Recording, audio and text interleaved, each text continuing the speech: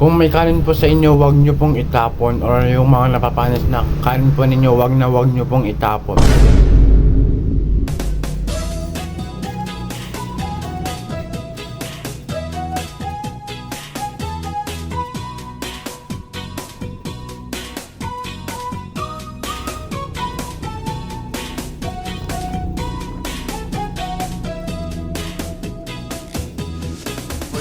Sadot bumangon ka, kita eman tiaglawlaw.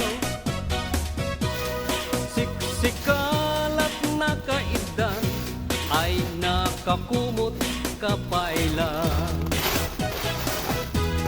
Nuket di bimangon kan, itarayamon tanagiddaap.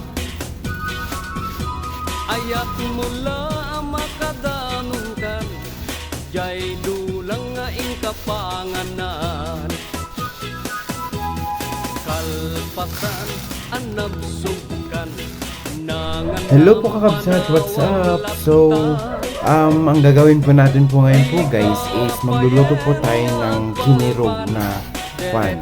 Lagyan natin ng po ng asukal, parang tanghulo, yes. Tanghulo na kanin na nabilad, yes.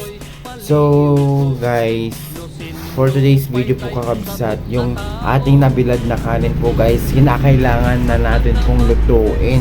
So, kinakailangan natin mag-think ng new ideas para syempre, kinakailangan din natin magsakripisyo or mag-isip-isip ng ano po dyan na pwede pong gawin po neto po guys para hindi naman po masayang itong mga kanin na natatapon po dyan. So, kinakailangan natin magsakripisyo or mag-think ng new ideas. Yay!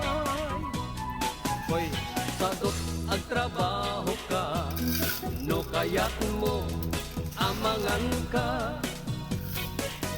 Lalo no adapay panggep mo, at sumapol kasing kungalay mo.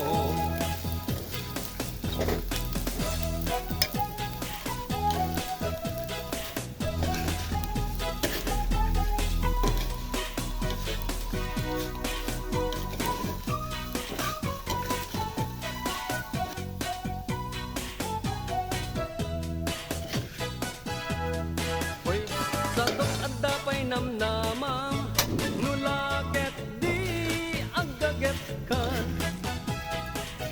Watu-wate mong dakalatakyak mo, unate mong taur-urat mo. Hoy, sadot bumangon ka. So hello po guys, naluto na po yung kanin, yes. Ito po is naluto lang po sa asukal at mantika. Yes, so kinakailangan na natin pong tikman at i-rate kung ano pong lasa neto. So yung mga nakakaalam po dyan, so ano po yung tawag po neto po guys. So kasi ito po guys is nakikita ko rin po lang po kay mama noon, kung yung mga nasisirang kanin or napanis po guys is binibilad sa araw para magkaroon po ng merienda, ganun. So tikman po na natin po guys.